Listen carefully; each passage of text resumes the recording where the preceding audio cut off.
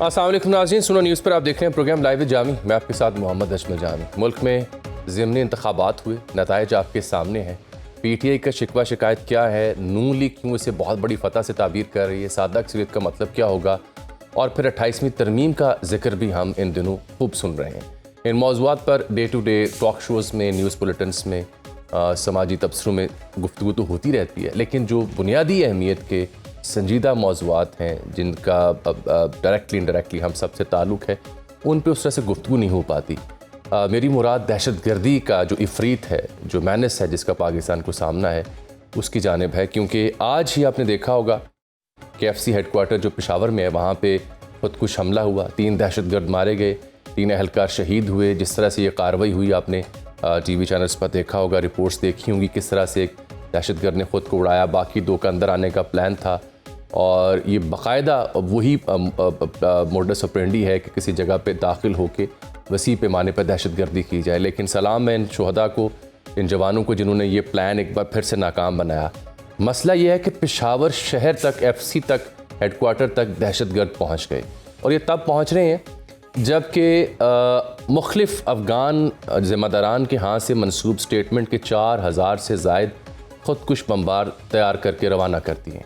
ये तब मामलात हो रहे हैं जब दिल्ली और काबुल के ताल्लुकात आपस में बेहतर हो रहे हैं, वज़ीर तिजारत उनके वहाँ मौजूद हैं, और ये तब सब कुछ हमें देखने को मिल रहा है जबकि पाक अफ़गान मुज़ाकरात में कामयाबी नहीं हो पा रही। साथ हम देखते हैं कि हमसाया भारत में वहाँ मुसलसल उनकी जो नेता हैं, उनके रहनुमा हैं, आए रोज़ ऐसा बयान देते हैं जिससे उनके जो इंटेंशन है उनकी समझ आती है। राजनाथ सिंह ने सिंध के बारे में जो मुतनाज़ बयान दिया कि क्या पता कल को सिंध फिर से इंडिया का हिस्सा बन जाए, ये डिबेट भी जारी है। इस पर बात करने के लिए आज हमने ज़हमत दी है सीनियर दिफाई तज्ज़िया निगार जनरल ज़ाहिद महमूद साहब, उनसे हम तफसील से बात करेंगे, और सीनियर सहाफ़ी हैं KP से जनाब अकील यूसुफज़ई साहब। जनरल साहब, आपको और अकील आपको खुशामदीद कहते हैं। मैं सियासत को दूसरा मौजू रखूँगा क्योंकि मेरे नज़दीक ये ज़्यादा अहम मसला है, दहशतगर्दी का पेशावर तक पहुँचना। जनरल साहब, ये FC हेडक्वार्टर पर हमला, और वो भी ख़ुदकुश हमलावर पहुँचे, और 4000 ख़ुदकुश हमलावरों की इत्तला भी है। हालात व वाक़यात का मैंने ज़िक्र अपने इब्तदाई में किया है, लेकिन पेशावर में आके इस तरह की दहशतगर्दी करना, ये किस बात का पैगाम है? हमने कैसे इसे डील किया है? आपको क्या नज़र आ रहा है सिक्योरिटी सूरत हाल आने वाले दिनों में? जी, बिस्मिल्लाहिर्रहमानिर्रहीम। जामी साहब, thank you very much for the invite. पहले तो जो शहादतें आज हुई हैं जी, और जिन बच्चों ने कुर्बानी दी है पाकिस्तान के लिए, उनके साथ और उनकी फैमिलीज के साथ हम खड़े हैं, और ये इंशाल्लाह रायगा नहीं जाएंगी। बट हैविंग सेड दैट, इसने तो बढ़ना था जी, सर जानी थी इसमें, वरना तो ये जो मुज़ाकरात का काम कराए गए हुए नहीं कराए गए, जो हैंडलर्स थे, जो state sponsor, proxy state sponsor, पूरे डिप्लोमेटिक अपने और पूरे अपने जो लॉजिस्टिक्स के साथ खड़ी है अपने प्रॉक्सी क्लाइंट के साथ, तो पूरा फ्रेमवर्क है जी इंडिया का जो इसके पीछे खड़ा है। फिर अफगानिस्तान का TTA का जो फ्रेमवर्क है काबुल में, जो अनफॉर्चुनेटली काबुल को गवर्न नहीं कर रहा अफगानिस्तान के लिए, लेकिन अपने जो उनके परसूट्स हैं इकोनॉमिक और पॉलिटिकल पावर में रहने के, उनको कर रहे हैं। तो इनका गठजोड़ भी नजर आ रहा है, और इसने सर्ज ने आना था, इसलिए तो वो मुज़ाकरात नाकाम हुए जी। और इनको भी पता है, अफगानिस्तान TTA को भी पता है और इंडिया को पता है कि उनकी जो रिलेशनशिप हुई है, दो ट्रांजिशनल इन नेचर ही रहेगी। जो थोड़े टाइम के लिए इन्होंने कोऑपरेट करना है, पूरा फायदा उठाना चाहते हैं, पाकिस्तान को जितना वो वीक कर सकें, वो समझते हैं कि पाकिस्तान को हम इंटिमिडेट कोर्स करके अपनी मर्जी के नताइज हासिल कर लेंगे, जो भी उनके ऑब्जेक्टिव्स है। एंड मोस्टली उनके ऑब्जेक्टिव्स उनके पर्सनल हैं, किसी अफगानिस्तान मुल्क के नहीं है। इस सर्ज ने भी आना था। फिर दूसरी तरफ पाकिस्तान ने भी अज़्म इस्तेहकाम जो ऑपरेशन है उसको तेज किया है जी। तो Pakistan is also inflicting lot of pain on to this on these proxies जो यहाँ पे काम कर रहे हैं, तो उसको भी इंक्रीज होने से भी फिर इनको रिटेलिएटरी ये चीजें होनी थी। फिर इन्होंने अपना स्वाद दिखाना चाहते हैं कि जी हम सिटीज तक पहुंच रहे हैं। देखिए जामी साहब, ये तो मानना पड़ेगा कि अंदर भी स्पोर्टर्स और अबेटर्स पाकिस्तान के अंदर ऑलरेडी इनके मौजूद हैं जो बैठे हुए। तो इट्स ह्यूज एफर्ट जो पाकिस्तान ने करनी है, कर भी रहा है, लेकिन उसके लिए फिर वही बात आती है कि जब तक मुकम्मल whole of a nation approach नहीं होगी, ये नहीं हो सकता कि हम सूबे पे छोड़ दें और सूबा ये करता रहे कि अपनी डोमेस्टिक पोलराइजेशन की वजह से वो हर चीज फेडरल गवर्नमेंट पे छोड़ दे। तो whole of a nation approach होनी है। हमें अभी वो याद करना चाहिए, वो 2014 जब नेशनल एक्शन प्लान बना था, अगर उस पर अच्छे तरीके से अमल हो के गवर्नेंस के ये इश्यूज ना होते तो शायद आज हमारे हालात बेहतर होते। But having said that, this is the reality on ground, और पाकिस्तान अब इसको अज़्म इस्तेहकाम के जरिए फेस कर रहा है। मिलिटरली अब भी हो जाएगा, ये चीजें कंट्रोल भी हो जाएंगी।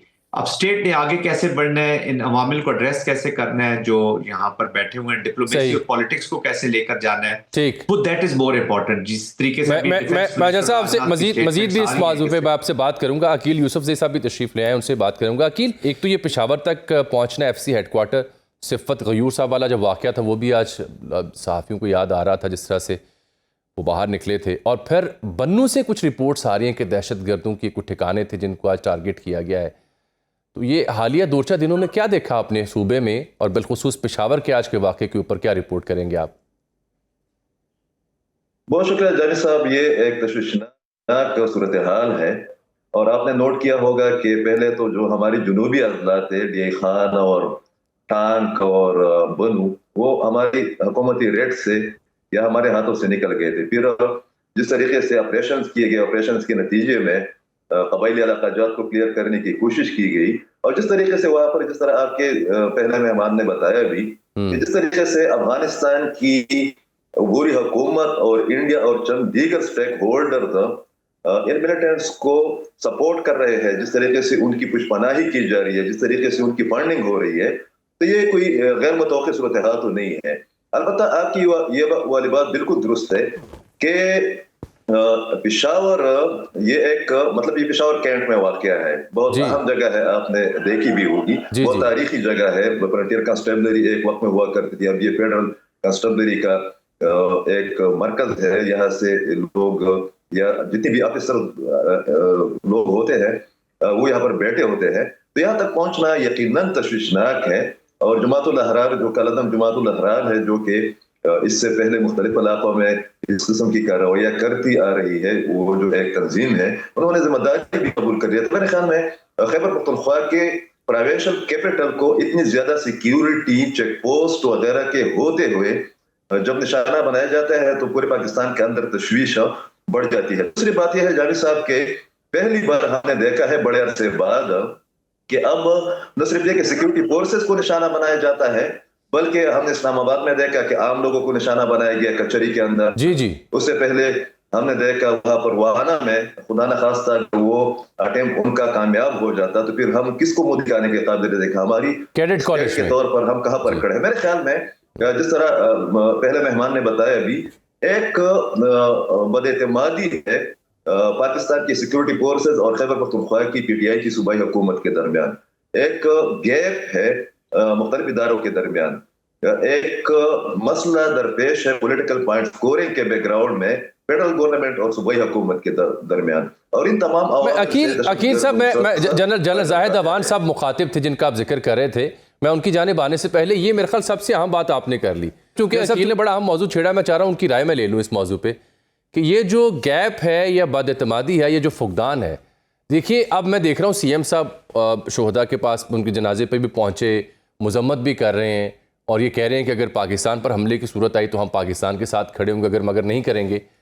लेकिन फिर what exactly has gone missing? क्या ऐसी शय है कि देखिए मैं समझना चाह रहा हूँ कि कोई भी सियासी हुकूमत वहाँ केपी में हो या कहीं भी हो, दहशतगर्दी के ख़िलाफ़ है, बिल्कुल हैं, दहशतगर्दी का ख़ात्मा चाहते हैं, बिल्कुल चाहते हैं, अफवाज पाकिस्तान या रियासत पाकिस्तान या हुकूमत पाकिस्तान भी यही चाहते हैं, बिल्कुल चाहते हैं। Then what exactly has gone missing Aqeel?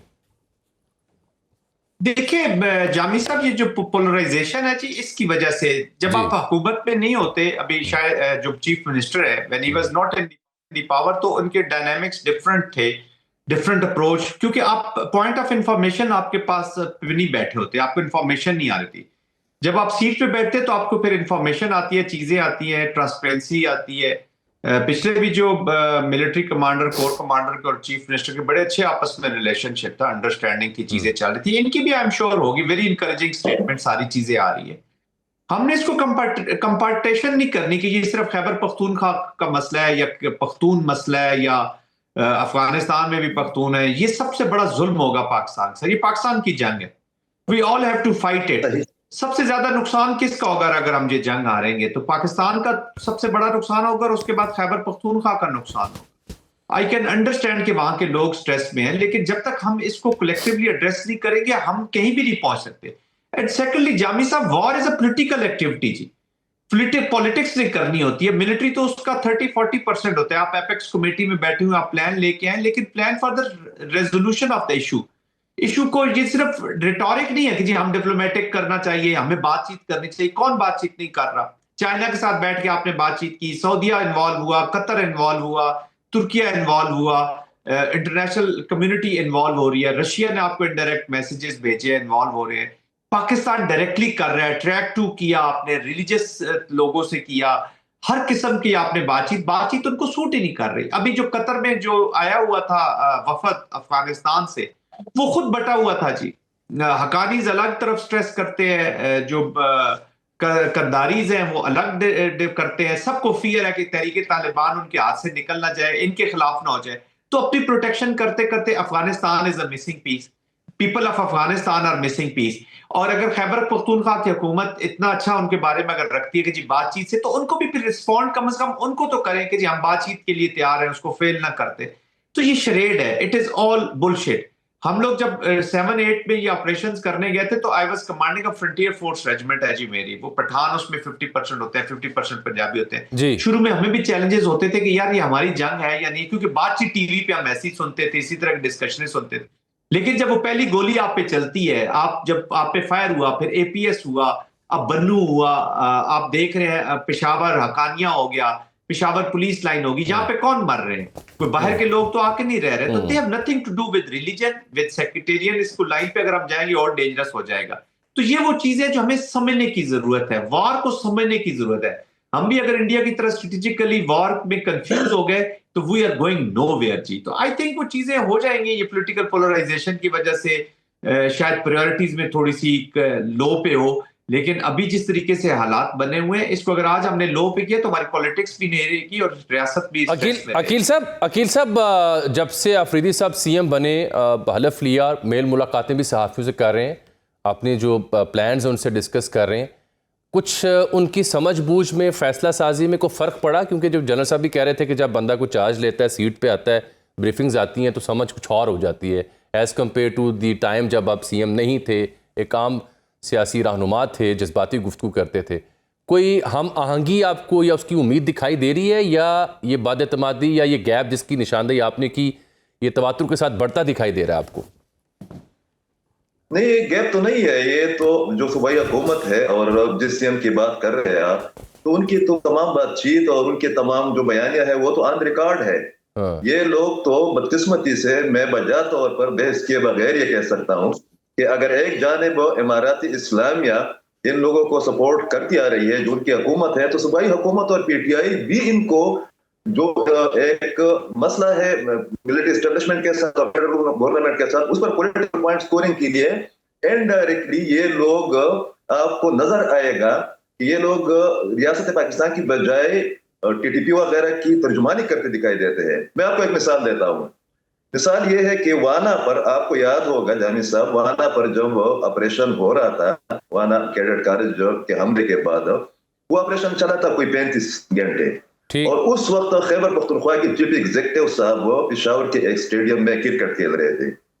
अब इस किस्म का मैसेज जब दहशतगर्दों को जाता है, इस किस्म का मैसेज जब अफगानिस्तान की हुकूमत को जाता है, इस किस्म के पॉलिसी या बयानात जब इंडिया को देखने को मिलते हैं। आपको पता है कि इंडिया में इस वक्त मेन स्ट्रीम जो उनका मीडिया है वो एक बयानिया चला रहा है। वो ये है कि पाकिस्तान के कौम परस्त, पश्तून कौम परस्त कालादम टीटीपी और पीटीआई ने रियासत पाकिस्तान के खिलाफ बगावत की है। हालांकि ऐसी कोई भी बात नहीं है। यहाँ पर लोगों ने वो ऑपरेशन भी देखा है जब उस वक्त के मिलिट्री एस्टेब्लिशमेंट, एएनपी और पीपल पार्टी ये एक पेज पर थे, तो सब उस वक्त खैबर पख्तूनख्वा के अंदर हुकूमती रेट खत्म हो गया था। मैं उस वक्त ऑपरेशन की बात कर रहा हूँ। अमेरिकन कह रहे हैं कि जब आपकी कौम, आवाम, जो वहां के लोकल लोग होते हैं, आपके पॉलिटिकल स्टेक होल्डर और रियासती स्टेक होल्डर जब एक पेज पर होते हैं, तो स्वात ऑपरेशन जैसा कामयाब मॉडल हमें देखने को मिलता है। इनकी तरजीहात ही नहीं है।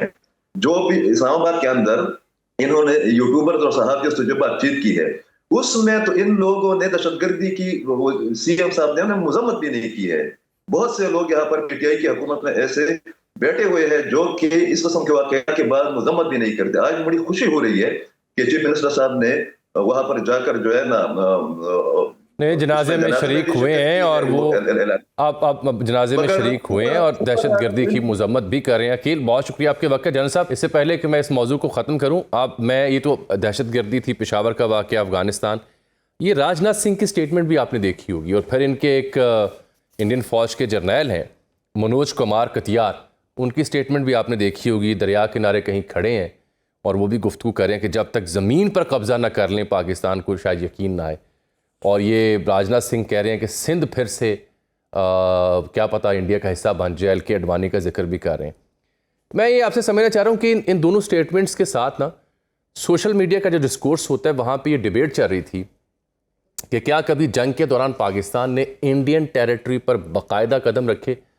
मैं छम्प जोड़ियाँ का इन्हें शाहिद हूँ, देखा, जाके विज़िट किया, आप चूँकि सर्व कर चुके हैं, तो नाज़रीन को ये बताएं कि किसी भी कॉन्फ्लिक्ट में, जंग में ऐसा हुआ है कि पाकिस्तान ने इंडियन इलाकों पर कब्ज़ा किया और इंडिया ने पाकिस्तानी इलाकों पर कब्ज़ा किया हो, बर्तरी किसको रही और फिर वापस कब कब किया? देखिए, जब भी वॉर्स हुई हैं पाकिस्तान अल्हम्दुलिल्लाह जाता रहा जी, अक्रॉस भी जाता रहा है। इंडियंस ने भी कुछ हमारी पोस्ट ली हैं सियाचिन के बीच में भी, हम भी लेते रहते हैं, ये चलता रहता है जी। बट मेन चीज ये है कि कोई ऐसा कब्जा करके बैठ जाना या परमानेंट लॉसेस जो हैं वो इस तरह की कोई चीज रिसेंट पास्ट में नहीं हुई है और नॉट ये पॉसिबल है जी। This is a conflict between the two nuclear conflict जो है न्यूक्लियर कंट्रीज के दरमियान है।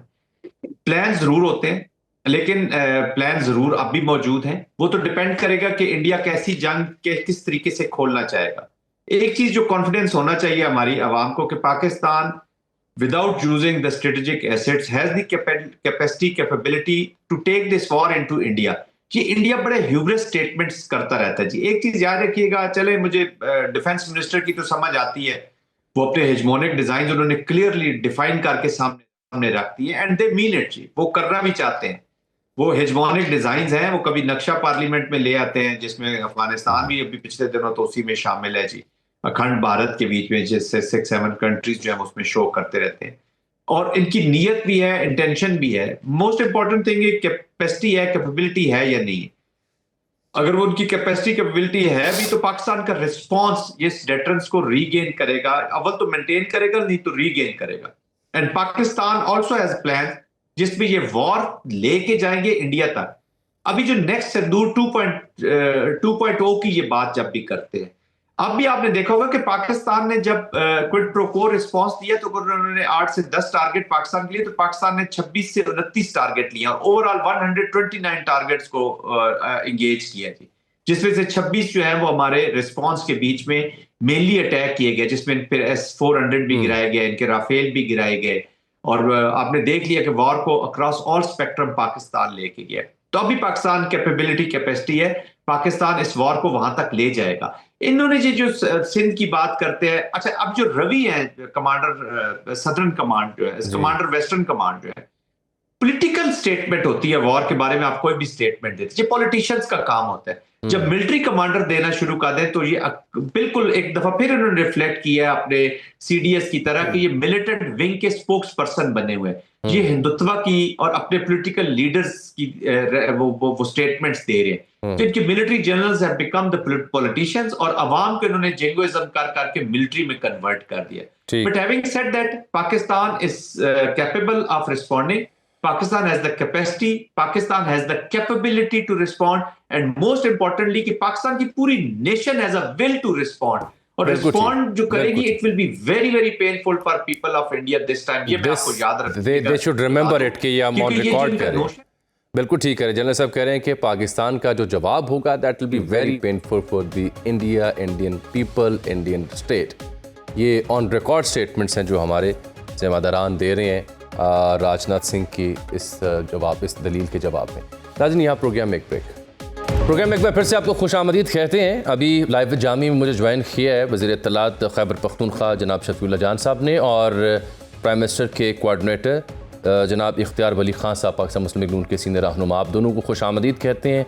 कुछ ज़िक्र ज़िमनी इंतखाब का भी होगा, कुछ इख्तियार वली साहब जो ज़िक्र कर रहे हैं सूबे में मनशियात के कारोबार के हवाले से जो इल्ज़ामात आयद कर रहे हैं उसके ऊपर भी बात करनी है कि हम आहंगी क्यों नहीं है वफाकी और सूबाई हुकूमत और रियासत के बीच।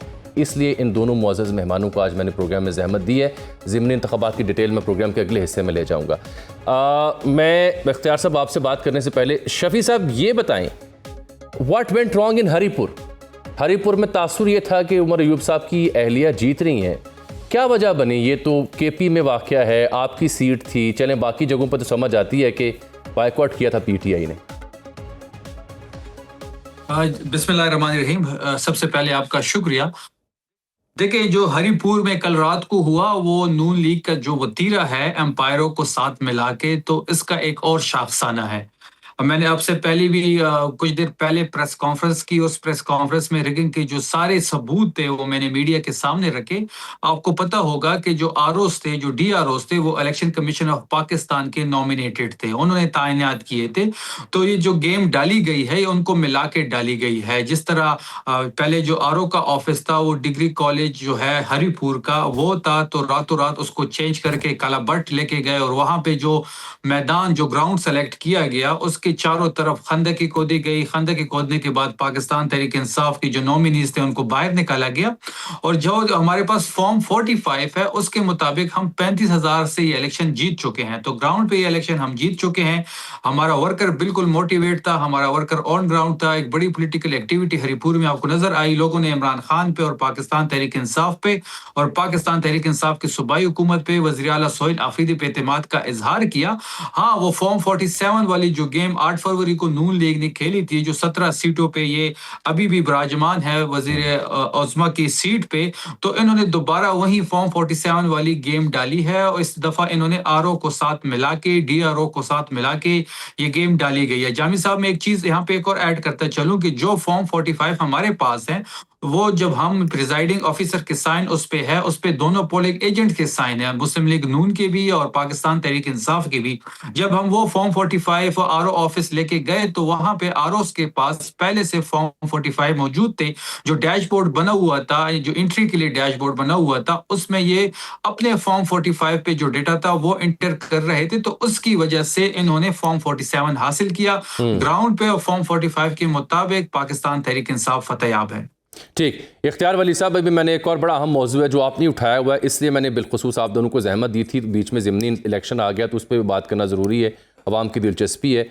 शफ़ी साहब की आपने गुफ्तगू सुनी, एक तो कहते हैं जी कि आरओज़ और डीआरओज़ को इलेक्शन कमीशन ने तयनात किया, 35,000 की लीड से हम जीते हुए हैं।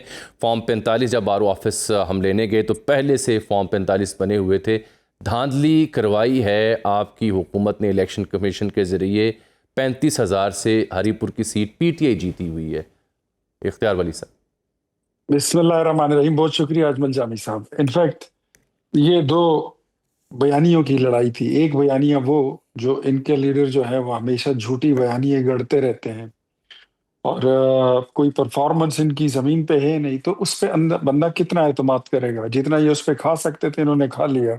दूसरी तरफ जो दूसरा बयानिया था वो वजीर आजम शहबाज शरीफ की ऑन ग्राउंड परफॉर्मेंस का था। अब जहां तक बात है हरीपुर की, तो हरीपुर में तो हमने बिल्कुल ऐसा ही है कि इनके घर में घुस के मारने वाली बात है। घर में घुस के मारा है। वो दो भाई अरशद अयूब, अकबर अयूब, वो वजीर हैं। डीसी इनका, डीपीओ इनका, जो अपने डीईओ मेल है इनका, डीईओ फीमेल, इनकी सारी तैनातियां इनकी। और इसके बावजूद चीफ मिनिस्टर वहां पर जाकर ये तड़ी लगाता है कि अगर मेरा उम्मीदवार हार जाए तो दिन हुआ तो रात नहीं देखोगे, रात हुई तो दिन नहीं देखोगे। उसके बावजूद भी अगर इनको शिकस्त होगी तो ये बहकी बहकी बातें तो ये करेंगे ना, इतना तो इनका हक बनता है। तो मेरे ख्याल में जो वो झूठा बयानिया था वो गड़ चुका है, वो जमीन में दफन हो चुका है। इसमें कोई बात नहीं सुनी। आज कोई नहीं कह सकता कि यार कोई मेरे नॉमिनेशन पेपर छीन के ना जो भाग गया है, किसी ने मुझे उठा लिया, किसी ने मुझे बंद कर दिया। ये वो सूबा है जो खैबर पख्तूनख्वा है, जहां पर आप 13 साल से मुसलसल हुकूमत में है। यहाँ पर आपके पास कोई लेम एक्सक्यूज नहीं है। आप टीवी पर बैठ के भले जितना झुटला दो कि ये 45, 47, 1947, 1965, 1971 और पता नहीं ठीक। क्या किया, या बोले ये बात चलिए का हक चलिए, है, ये आप सारी बोलते बात है, आप दोनों सियासी लेकिन जमातों का अपना अपना बयानी है ना जी। मैं तो मौका दे रहा हूँ ना कि आप भी अपनी बात इन कर लें और चीजों शफी को साहब भी। अवाम इन चीजों को ठीक, समझ गई, अवाम के उनको लिए समझ एक आ और बड़ा गई अहम मसला है कि इख्तियार वोट साहब, मैं किसको वहाँ पे देना लेके जाना चाहिए। चाह रहा हूँ जिस मौजू के लिए मैंने बिलखुसूस आप दोनों को जहमत दी थी, बीच में ज़िमनी इलेक्शन आ गया। वो मौजू ये है, सूबे में अमन अमान की सूरत हाल, IFC हेडक्वार्टर पर दहशतगर्दी हुई, जवानों ने भरपूर मुकाबला किया, उसको फेल किया। CM खुद तशरीफ़ ले गए वहाँ पे, शोहदा का जब नमाज जनाजा था। लेकिन इस बीच में एक मामला बड़ा कंट्रोवर्शियल हुआ पड़ा है, जो आपकी स्टेटमेंट है कि मनशियात का कारोबार, बिलखुसूस CM के साथ आप ताने बाने जोड़े हैं, उनका इलाका खैबर और वहाँ पे जो ड्रग नेक्सस है, पॉलिटिकल नेक्सस टेररिज्म के साथ, उसकी जानिब आप निशानदेही कर रहे हैं। शफी जान साहब, ये इख्तियार साहब कह रहे हैं कि वादी तीरा में मनशियात की तैयारी के यूनिट्स काम कर रहे हैं और इससे हासिल होने वाली रकम जो है वो रियासत मुखालिफ सरगर्मियों की मुआवनत में इस्तेमाल होती है। मुझे सिर्फ सादा सादा ये बताएं कि क्या CM आफरीदी साहब की कोई ज़मीन है वहाँ पे खैबर में, शलूबर में, और क्या वहाँ पे भांग या कुछ और ऐसे शायद काश्त होती है? ये नाज़रीन को पहले ये वाजे करें, फिर इख्तियार वली साहब के दीगर इल्ज़ामात के जवाब आपसे मैं लेता हूँ। देखिए, इख्तियार वली साहब जो हैं वो हमेशा इन्होंने गलत बयानी से काम जी लिया है, प्लीज। इन्होंने हमेशा गलत बयानी की है, इन्होंने हमेशा हकीकत को मैनिपुलेट किया है। जी मैं आपको आपकी वसासत से इनको चैलेंज कर रहा हूं कि ये खैबर जाएं और वहां पे सुहेल आफरीदी साहब की 1 इंच जमीन पे ये जो फसल का ये जिक्र कर रहे हैं, अगर वो 1 इंच जमीन पे वो फसल इनको मिली सुहेल आफरीदी की या उनकी खानदान की ठीक। जमीन पे, तो जो चोर की सजा वो हमारी सजा होगी। लेकिन हमेशा इन्होंने गलत बयानी की है। ये अच्छा, ये दूसरी बात, बड़ी अहम बात है कि ये जो जब से सुहेल आफरीदी साहब बने हैं 8 अक्टूबर से लेके आज तक, इनको ये फसल अभी क्यों याद आ गई है? ये तो पिछले 20-25 सालों से वहां पे जो है फसल मौजूद है, और ये जिसके ज़ेरे निगरानी होता है वो इख्तियार वली साहब के आका हैं, उनके ज़ेरे निगरानी ये सारी चीजें होती है, उन्हीं के ज़ेरे निगरानी सारे ये फाइनेंस जितने मसले हैं ये सारे वही देखते हैं। और मैं आपको भी चैलेंज दे रहा हूँ, इख्तियार वली साहब आपको भी, और जामी साहब आपको भी मैं कह रहा हूँ कि जब आप भी अपना कैमरा उठाएं, आप हमारे साथ खैबर चलें, हम आपको अपने साथ लेके जाएंगे। बिल्कुल शफी जान साहब, हम तो तैयार हैं जाने को, करें। हम बिल्कुल जाने को तैयार हैं, बिल्कुल जाने को तैयार हैं। आप वहां लोगों के इंटरव्यूज करें, उनसे पूछें कि ये किसके जेरे निगरानी ये काश्त होती है, और जब काश्त होती है तो ये कौन इसको देखता है, कौन इसको बेचता है, किसके जेरे निगरानी होता है, कौन इसको केयर करता है। और इससे ज्यादा बड़ी बात कि जब एक ऑर्डिनेंस पास हो गई थी कैबिनेट से इसके खिलाफ, तो किसने उस इम्प्लीमेंटेशन से उससे रोका है? और उसके बाद जब इमरान खान साहब वहां गए थे, जफरान का कह रहे थे कि वहां पे जफरान की जो जड़ी बूटियां है या जो भी वो दरख्त है वहां पे जफरान के लगाने चाहिए, तो किसने रोका, क्यों रोका? तो ये सारी बातें हैं। और दूसरी बात ये कि वहां की जो सिक्योरिटी जो है फोर्सेस हैं, ये बॉर्डर जो है वो इनके जेरे निगरानी है, तो ये उनके नाक के नीचे कौन कर रहा है? और ये इख्तियार वली साहब को भी अच्छी तरह पता है। असल में मैं अब उनका जवाब ले लेता हूँ, मैं अब उनका जवाब ले लेता हूँ। शफी साहब आप उनका जवाब लेते हैं। इख्तियार साहब, एक तो ऑन रिकॉर्ड शफी साहब फरमा रहे हैं कि 1 इंच ज़मीन आप दिखा दें जो सुहेल आफरीदी साहब की हो, जिसमें कोई मनशियात या उसकी जुड़ी फसल काश्त हो रही हो या उनके अहले खाना की हो रही हो, और वो कह रहे हैं 20-25 सालों से कुछ इलाकों में शायद ऐसा कुछ हो रहा है जिनकी सरपरस्ती होता है, वो आपको पता है। अब ये आपने चूंकि इशू रेस किया हुआ है, उन्होंने तो डिनाई किया और चैलेंज किया कि चलें कैमरा लेके दिखाते हैं। मैं तो चाहूँगा आप भी मेरे साथ चलें, शफी साहब भी चलें, मैं चलता हूँ कि अपना इधर खैबर में और लोगों को दिखाते हैं। लेकिन पहले जो उन्होंने कहा 1 इंच ज़मीन आप दिखा दें जो CM की हो, जहाँ पे मनशियात की फसल काश्त हो रही है, उसका जवाब दीजिए ना अब आप, इख्तियार साहब। अच्छा, वहां पर जाने के लिए इन्होंने 7 दिन पहले कहा था, फिर उसके बाद इनकी कोई कॉल नहीं आई मालिक साहब के शो में, इन्होंने कहा था कि लेके चलते हैं। मैंने कहा चलिए, चैलेंज बरकरार है इख्तियार साहब। अब दो बातें मैं आपको बता देता हूँ। एक, आपके सवाल में जो मुझसे सवाल है वो ये है कि क्या ये सुहेल आफरीदी की जमीन पर ये काश्त होती है? तो मैंने वहां के लोकल लोगों पर, इन्होंने ऐसे, इनको चैलेंज देने का वैसे बड़ा शौक वोक होता है, इन्होंने कहा था कि मैं आपको चैलेंज देता हूं, वो टीवी पे वायरल हो गया और उधर के लोगों ने, लोकल लोगों ने उनके खेतों की और उनकी फसलों की वीडियो बनाकर भेजी है।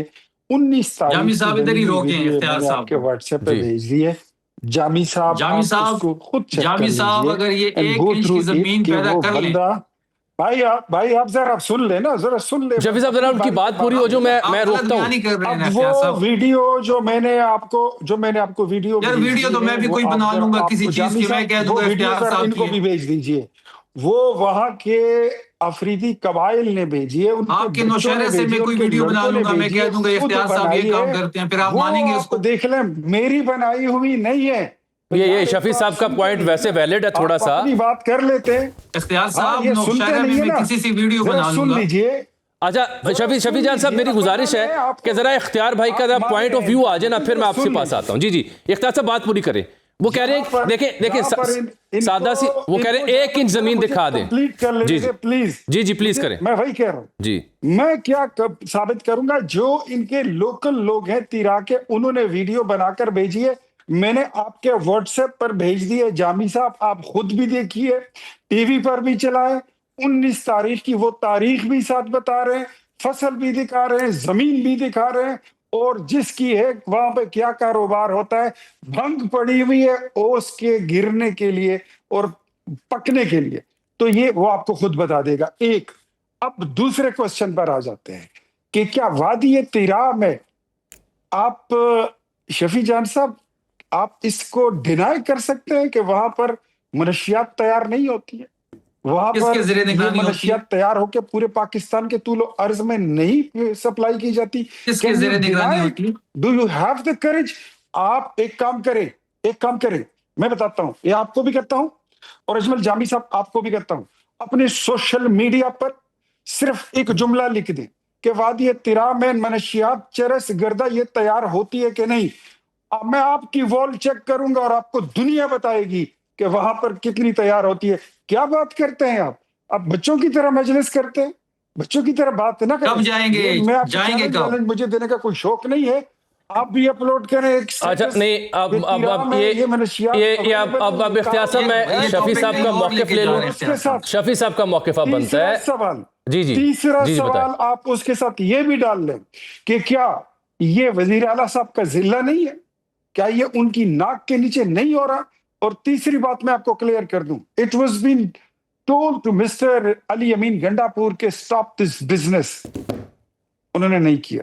अच्छा शफी साहब, मैं आता हूं ठहरिए शफी जान साहब, आखिरी जुमला सुन। जी प्लीज। आखिरी जुमला सुन ले, वो ये है कि in fact they don't want any military operation over there because ये सारा जो गंदा मकरू धंधा है ये फिर इंशाल्लाह बाहर आएगा। चलिए अब मुझे ना, आप जरी बात है वो जिम्मेदार हैं हुकूमत के और जवाब दे रहे हैं आपकी बातों को। उन्होंने डिनाई किया कि 1 इंच ज़मीन दिखा दें, चैलेंज करें, अपनी बात पे कायम है। अच्छा शफीउल्लाह साहब, बात यह है कि मैं देख रहा हूँ 2020 में सितंबर में काबीना ने अप्रूव किया था लाइसेंस भंग की काश्त का, कि मेडिकल पर्पसेस के लिए इस्तेमाल हो सकती है। इमरान खान साहब की गवर्नमेंट थी, तो कहीं वो वाला जो फैसला था उसकी वजह से तो नहीं ये मनशियात का काम वहाँ फैल गया? और दूसरा, इख्तियार वली साहब ने जो 3 चीज़ें आपके सामने रखी, उनका जवाब आपसे चाहिए।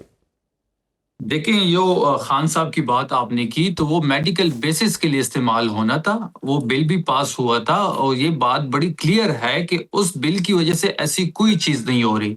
इख्तियार वली साहब को शायद इल्म ना हो, इख्तियार वली साहब की मैं एक उसकी नॉलेज के लिए एक बात करता चलूं कि अफरीदी कौम में 8 कौमें हैं आगे, उसमें डिफरेंट शाखें हैं, लोगों की जमीनें हैं। ये कोई भी वीडियो बना के किसी के साथ कुछ भी लिख दे तो क्या ये मान जाएंगे? अब ये जो असले का काम करते हैं इस इख्तियार वली साहब, कोई कल को कोई असला पकड़ा जाता है इलीगल, और कोई वीडियो बना ले, वो कह दे कि जी ये इख्तियार वली साहब का है, तो क्या इख्तियार वली साहब का हो जाएगा? तो मेरे कहने का मकसद ये है कि किसी की वीडियो बनाने से कुछ नहीं होगा। मैं इनको चैलेंज कर रहा हूं कि 1 इंच, मैं फिर दोबारा रिपीट कर रहा हूं, 1 इंच जमीन इन्होंने साबित कर दी, जो जोर की सजा वो हमारी सजा होगी। हम इनको लीगल नोटिस दे रहे हैं, हम इसको इंशाल्लाह अदालतों में खींचेंगे। ये रोज जो गलत बयानी करता है रोज मीडिया में, आप यानी इख्तियार वली साहब को लीगल नोटिस सर्व कर रहे हैं, टीवी के सामने आके वीडियो रिकॉर्ड करता है, इसको इंशाल्लाह हम अदालतों में खींचेंगे, इसको लग पता जाएगा। इख्तियार वली साहब को लीगल नोटिस दे रहे हैं अपनी नौकरी जो कर रहा है, तो इनको ये मैसेज है कि आपकी नौकरी जो है वो पक्की है, आप जाली वजीर आजम के जाली कोऑर्डिनेटर है, जिस तरह वो बूट। नहीं, मैं खबर की तस्दीक चाह रहा हूं कि आपने अभी ये कहा कि आप इख्तियार वली साहब को इन इल्जामात के ऊपर लीगल नोटिस सर्व करने जा रहे हैं। जी बिल्कुल। अच्छा, हर जाने का दावा करेंगे? मैं बिल्कुल, मैं वजीर आला इनको साहब मैं भी इनको करेंगे और मैं सूबे के इनको तमाम मैं पार्लियामेंटेरियंस भी करेंगे। मैं इनको वेलकम करता हूँ ये, बहुत अच्छी और मैं बात, फिर इनको कहता हूँ कि बहुत आप अच्छी, जरूर कीजिए। बहुत ले मैं जी। चाहता हूँ कि आप करें। मैं इस चीज अब मैं को मुंतजिर फेस हूँ भी जी कि करना आप चाहता हूँ। मैं इस दो चीज़ें तय हुई, इख्तियार साहब और शफी साहब, इख्तियार भाई और शफी भाई, दो चीज़ें तय हुई। एक तो ये कि चैलेंज में जनाब शफी साहब फरमा रहे हैं कि एक इंच भी जगह साबित कर दें जो चोर की सज़ा हमारी। दूसरा, उन्होंने आपको लीगल नोटिस भेजने का है। पैरेलल इख्तियार साहब भी अपनी बात पे कायम है। I think we should take on this debate और इसको आगे जारी रखेंगे। आज के लिए अलबत्ता आप दोनों का बहुत शुक्रिया। नाज़रीन, एक छोटी सी ब्रेक। प्रोग्राम में एक बार फिर से आपको खुशामदीद कहते हैं। ज़िमनी इंतखाबात के ऊपर हमारी गुफ्तगू हो रही है। अहमद बिलाल महबूब साहब पिलडैट के सरबरा पाकिस्तान में जो पार्लिमानी निज़ाम और इंतखाबी अमल उस पर गहरी नज़र रखते हैं, उनके इदारे के ज़रिए भी। और हमारे साफ़ी दोस्त हैं जनाब उमर दराज गोंदल साहब, ब्यूरो चीफ़ हैं ABN न्यूज़ के। इंतखाबी सियासत पर ये भी गहरी नज़र रखते हैं, बल्कि ऑन ग्राउंड रहते हैं। आप दोनों का शुक्रिया कि आपने प्रोग्राम में ज्वाइन किया मुझे। बात यह है कि इसमें 6 नशस्तें जीत गई नून लीग, तो 126 के बाद तादाद इनकी कौमी असम्बली में 132 हो जाएगी। यानी इत्तेहादी जो है काफ लीग हो गई, MQM, इस्तेहकाम पाकिस्तान पार्टी और दीगर को मिलाया जाए तो पीपल्स पार्टी को निकाल कर इनकी तादाद 170 हो जाएगी। सादा अक्सरियत 169 चाहिए, लेकिन 2/3 के लिए बहरहाल फिर भी इन्हें पीपल्स पार्टी की ज़रूरत होगी। ये जो इलेक्शन है इसमें PTI के शिकवे शिकायत हैं, तहफ़्फ़ुज़ात हैं, बिलखुसूस हरीपुर को लेकर के। नून लीग इस पे बड़ी फातिहाना तरीके से जश्न मना रही है कि एज़ इफ़ के बहुत बड़ा मार्का उन्होंने मारा हो। What went wrong? PTI कोई डिसाइसिव मूव क्यों नहीं कर सकी? टर्न आउट क्यों कम था? हरीपुर में हुआ क्या? इस मौजू पे हम बात करने जा रहे हैं। और ये ज़िमनी इंतखाबात का इम्पैक्ट क्या होगा, क्योंकि आपको याद होगा पिछले हफ्ते से मैं ख़बर दे रहा हूँ कि अब ज़िमनी इंतखाब के बाद आप 28वीं तरमीम की जानिब जाएंगे, जिसका मंजरनामा आने वाले प्रोग्रामों में मज़ीद भी हम बयान करेंगे। Umar, you had been there in the field. ये मैं देख रहा हूँ कि सबसे ज़्यादा टर्न आउट जो है ये हरीपुर में 42.9% है। बाकी मैक्सिमम 35, 36, 22 और कई जगहों पर इससे भी कम रहा है, 18% भी रहा लाहौर में, बिलखुसूस NA 129 में। क्या वजह बनी PTI के वर्कर सपोर्टर के लिए? जामी साहब, आपके वक्त का बहुत शुक्रिया कि आपने मुझे मौका दिया। मैं इसमें कहना ये चाहता हूं कि कल हमने जो ग्राउंड के ऊपर देखा, जो आमतौर पे मैं 2 इलेक्शंस को कंपैरिजन करना चाहता हूं। अगर आपको याद हो, 17 जुलाई 2022 को एक इलेक्शन हुआ था, काफी ज्यादा सीटों के ऊपर था। उसके बाद कल एक ऐसा इलेक्शन था जो 10 से ज्यादा सीटों के ऊपर पंजाब में या खैबर पख्तूनख्वा, वो जो आप जिस इलेक्शन की आप बात कर रहे हैं वो 20 नशिस्तें थी और वो साउथ पंजाब से लेकर पिंडी तक गया था वो इलेक्शन, मुख्तलिफ हल्कों में। वेरी राइट, ऐसा ही हुआ था। उस इलेक्शन में जोशो जज्बा था, तहरीक, और उससे ये बात ठीक है कि उससे गवर्नमेंट बननी थी और पंजाब की गवर्नमेंट उससे बनी थी। लेकिन कल वाले इलेक्शन के अंदर जब आप देखते हैं तो कल ये नहीं है कि सिर्फ आप कल हम जब ग्राउंड पे देख रहे थे कि तहरीक इंसाफ का वोटर नहीं निकला, कल मुस्लिम लीग नून के कैंप्स भी खाली थे और लाहौर में उस तरह से टर्न आउट नहीं था जो हमने ग्राउंड के ऊपर देखा। मैं जब तहरीक इंसाफ के लोगों से बात कर रहा था, मुस्लिम लीग नून के लोगों से बात कर रहा था, वो बहुत मोहतात होकर कह रहे थे 20%, 25% इस तक था। लेकिन मेरा कल अंदाजा यही था कि 15 से 20% है। उसमें बहुत सारे पहलू थे। एक वजह ये थी, लोग ये समझ रहे थे कि शायद इस सीट से कोई फर्क नहीं पड़ेगा, कोई गवर्नमेंट नहीं बनेगी, गवर्नमेंट गिरेगी नहीं, एक बात। दूसरी बात, अगर आपने देखा हो कि नून लीग तो चले कैंपेन कर रही थी, तहरीक इंसाफ की कोई नेशनल लीडरशिप हमें इस हल्के में नजर नहीं आई। कैंपेन के दौरान भी कोई जलसा नहीं हुआ। सलमान अकरम राजा से लेके बैरिस्टर गौहर तक कोई यहां दिखाई नहीं दिया। इवन आपने कल देखा हो तो कल मुख्तलिफ वुज़रा जो थे या मुख्तलिफ लोग वहां पे नजर आए, जिस तरह बिलाल यासीन साहब थे, जब मीडिया देखा तो कहा नहीं मैं तो खाना खाने आया हूं। लेकिन तहरीक इंसाफ की जानिब से कोई कल फर्द पोलिंग डे के ऊपर भी हमें दिखाई नहीं दिया। तो तहरीक इंसाफ भी अपने लोगों को न सिर्फ मोबिलाइज नहीं कर सकी या वो मोमेंटम बिल्ड नहीं कर सकी जो कि करना चाहिए था। और एक वजह ये भी है। बिल्कुल ठीक। अच्छा उमर, मेरे साथ रुकिएगा, अहमद बिलाल महबूब साहब की ओपिनियन भी मैं ऐड कर लूं। अहमद साहब, क्या सिग्निफिकेंस है इन बाई इलेक्शंस की? नून लीग जिस तरह से प्रटेंड कर रही है कि बहुत बड़ा मार्का उन्होंने मारा हो, जबकि मद्दे मुकाबल को था ही नहीं। And what went wrong with PTI कि 129 और हरीपुर में तो कम्पीट किया, बाकी जगहों बाइकआउट कर दिया। मेरे ख्याल में जामी साहब, इसकी जो सिग्निफिकेंस है वो जरा नफ्सियाती है, मटेरियल शायद कम है। क्योंकि PMLL के बारे में आमतौर पे यही नैरेटिव था कि वो मकबूलियत में PTI से बहुत पीछे है और उसका नैरेटिव जो है पब्लिक में एक्सेप्टेबल नहीं है। तो अब इस तरह के इंतखाबी नताइज के बाद वो इस तरह कह भी रहे हैं और कहने में हक बजानिब भी हैं कि आप ये देखिए हमारा बयानिया लोगों में कबूल हो गया है, तो एक लोगों में भी एक नफसियाती फिजा। लेकिन अहमद साहब मद्दे मुकाबिल तो थी ही नहीं पीटीआई, 10 जगहों पे तो बायकॉट किया हुआ था, मासिवाई 129 और हरीपुर। वो सारी सीटों पे ठीक है, लेकिन 2 सीटें तो आप फरमा रहे हैं ना कि वहां पे तो पीटीआई ने बायकॉट नहीं किया था, और वो बड़ी मजबूत सीटें थी, हरीपुर की भी और ये लाहौर की भी। और हरीपुर की तो बात इस तरह से भी ठीक है कि वहां पे तो वोटर टर्नआउट वो ही रहा तकरीबन जो 2024 में था, तो वोटर निकले, लेकिन फिर भी बड़ा फर्क निकला। हालांकि वो खैबर पख्तूनख्वा के अंदर था, वहां को बड़ी धांधली वहां की मकामी एडमिनिस्ट्रेशन से मिलकर करना मुमकिन नहीं था, तो इसलिए उसके बारे में भी कहना बड़ा मुश्किल है कि मुनज़्ज़म धांधली हुई। लेकिन सबसे हैरानकुन बात तो लाहौर में हुई कि 18% वोटर टर्नआउट, पिछले इलेक्शन में 55% था, यानी उसका तिहाई वोटर टर्नआउट है।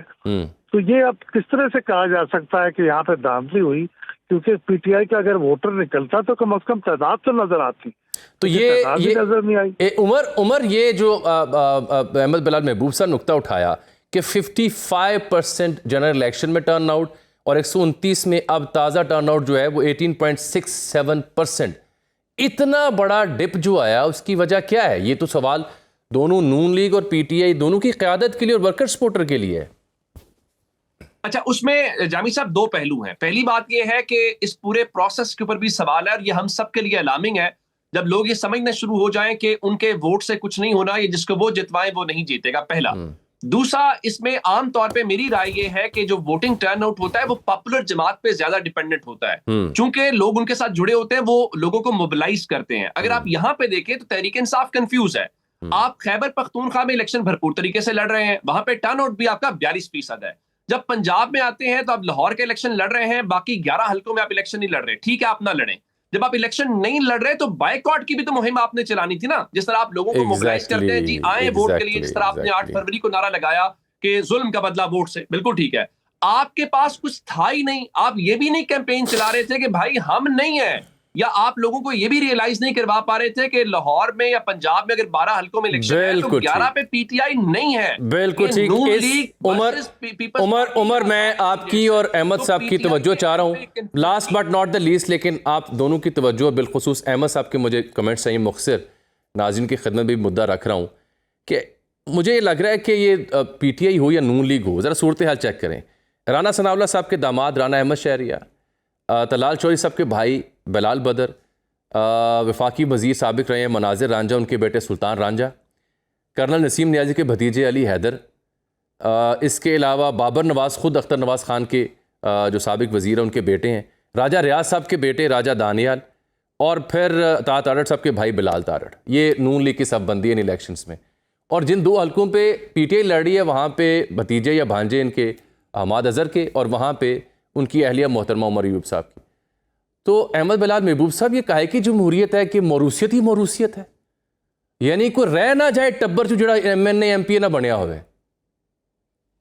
बिल्कुल, और जब आप खुद ना हो तो फिर अपनी जगह पे आप किसी फैमिली मेंबर को ट्रस्ट करते हैं, उसके अलावा नहीं करते। ये कल्चर का हिस्सा है ये, और ये कल्चर फैलता जा रहा है। पहले भी था लेकिन इतना ज्यादा नहीं फैला हुआ था जितना अब फैला हुआ है। और इन इलेक्शन तो इस वजह से भी था कि चूंकि मद्दे मुकाबल कोई था नहीं, इसलिए किसी मजबूत उम्मीदवार को ढूंढने की कोई जरूरत नहीं थी, अपने किसी रिश्तेदार को खड़ा करके। बिल्कुल ठीक, बहुत शुक्रिया अहमद साहब और उमर दराज मंदिर साहब कीमती वक्त का। No, this is more alarming than anything else कि जब पार्टियां अपने अजीज़ों अकारिब को टिकट देंगी, ढूंढ कर उन्हें असेंबली में लेके आएंगी, तो अवाम का जमहूरियत पे एतमाद खत्म होगा, मौरूसियत पे सवाल उठेगा। नाज़रीन, आज के लिए इतना ही, इजाज़त दीजिए, अल्लाह हाफ़िज़।